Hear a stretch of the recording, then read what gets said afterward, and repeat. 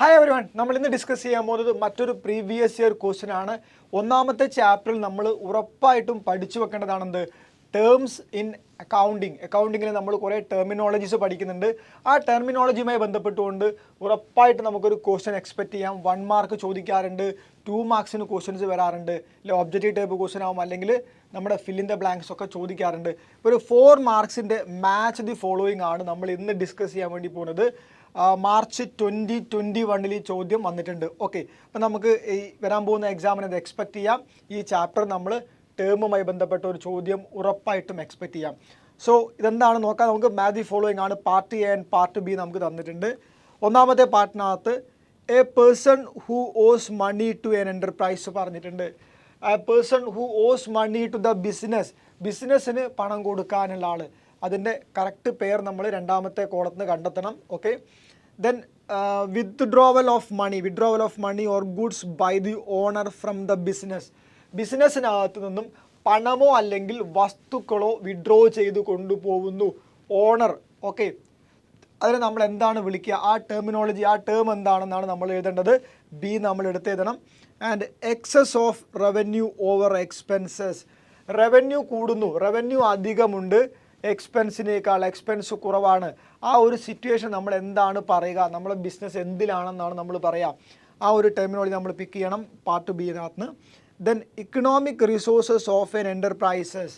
ബിസിനസ്സിനകത്തുള്ള economic resources, നമ്മൾ business run ചെയ്യാൻ വേണ്ടി ഉപയോഗിക്കുന്നത്, അതല്ലെങ്കിൽ ഫ്യൂച്ചറിൽ പ്രോഫിറ്റ് ഉണ്ടാക്കാൻ വേണ്ടിയിട്ട്, പണം ഉണ്ടാക്കാൻ വേണ്ടി ഉപയോഗിക്കുന്ന ഇക്കണോമിക് റിസോഴ്സസിന് നമ്മൾ എന്താണ് വിളിക്കുന്നത്? ഈ ടേംസ് ആണ് നമ്മൾ പിക്ക് ചെയ്യേണ്ടത്. സോ പാർട്ട് ബിക്കകത്ത് പ്രോഫിറ്റ് കൊടുത്തിട്ടുണ്ട്, അസറ്റ് കൊടുത്തിട്ടുണ്ട്, ഡ്രോയിങ്സ് കൊടുത്തിട്ടുണ്ട്, ഡെറ്റേഴ്സ് കൊടുത്തിട്ടുണ്ട്. ഓക്കെ, അപ്പോൾ നമ്മൾ കറക്റ്റായിട്ട് ഇത് മാച്ച് ചെയ്യാൻ വേണ്ടി പോവുകയാണ്. So number 1, a person who owes money to an enterprise. ഒരു പേഴ്സൺ, അദ്ദേഹം എൻ്റർപ്രൈസിന് പൈസ കൊടുക്കാനുണ്ട്, ബിസിനസ്സിന് പൈസ കൊടുക്കാനുണ്ട് എങ്കിൽ ദാറ്റ് ഈസ് കോൾഡ് ഡെറ്റേഴ്സ്. നമ്മൾ വിളിക്കുക അതിനെ ഡെറ്റേഴ്സ് എന്നാണ്. ഓക്കെ, ഡെറ്റർ എന്നാണ് നമ്മൾ പറയേണ്ടത്. സോ ഡെറ്റേഴ്സ് ആണ് നമ്മൾ എഴുതേണ്ടത്. ഒന്നാമത്തെ പാർട്ട് എയിൽ ഫസ്റ്റ് 1 നേരെ നമ്മൾ എഴുതേണ്ടത് ഡെറ്റേഴ്സ് ആണ്. ഇവിടെ നമുക്ക് ഡെറ്റർ 4th പോയിന്റ് ആയിട്ട് കാണാം. ഓക്കെ, അപ്പോൾ നമ്മൾ ഡെറ്ററിനെ പിക്ക് ചെയ്തു.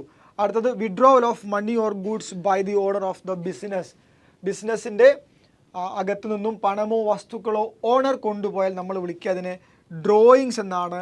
സോ 3rd പോയിന്റ് ആണ് നമ്മൾ പിക്ക് ചെയ്യേണ്ടത്. That is called drawings. രണ്ടാമത്തേന് നേരെ നിങ്ങൾ എഴുതേണ്ടത് ഡ്രോയിങ്സ് എന്നാണ്. ഓക്കെ, സോ ഡ്രോയിങ്സ് ആണ് നമ്മുടെ രണ്ടാമത്തെ ആൻസർ വരുന്നത്. And 3rd one is excess of revenue over the expenses.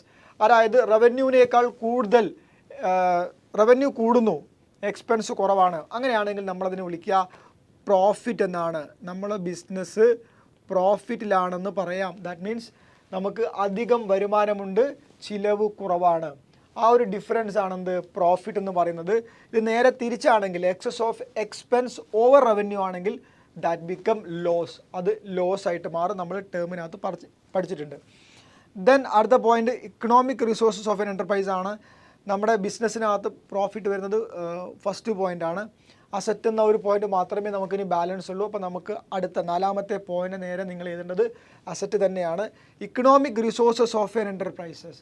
ബിസിനസ്സിൻ്റെ ഇക്കണോമിക് റിസോഴ്സസ്, നമ്മളെ ബിസിനസ് റൺ ചെയ്യാൻ വേണ്ടി യൂസ് ചെയ്യുന്ന, ഓപ്പറേറ്റ് ചെയ്യാൻ വേണ്ടി യൂസ് ചെയ്യുന്ന, പ്രോഫിറ്റ് ഉണ്ടാക്കാൻ വേണ്ടി ഉപയോഗിക്കുന്ന ഇക്കണോമിക് റിസോഴ്സിനെ നമ്മൾ വിളിക്കുന്ന പേര് അസറ്റ്സ് എന്നാണ്. ഓക്കെ, അസറ്റ്സ് ആണ്. ഓക്കെ, അപ്പോൾ നമ്മൾ ഇങ്ങനെയാണ് മാച്ച് ദി ഫോളോയിങ് എഴുതേണ്ടത്.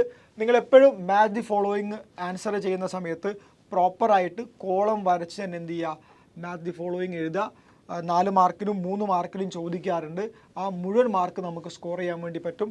സോ ടേംസ് നിർബന്ധമായിട്ടും ഈ ചാപ്റ്ററിന് പഠിച്ചു വെക്കുക. ടേമുമായി ബന്ധപ്പെട്ട ഒരു ചോദ്യം നമുക്ക് ഷുവർ ഷോർട്ടായിരിക്കും. ഓക്കെ.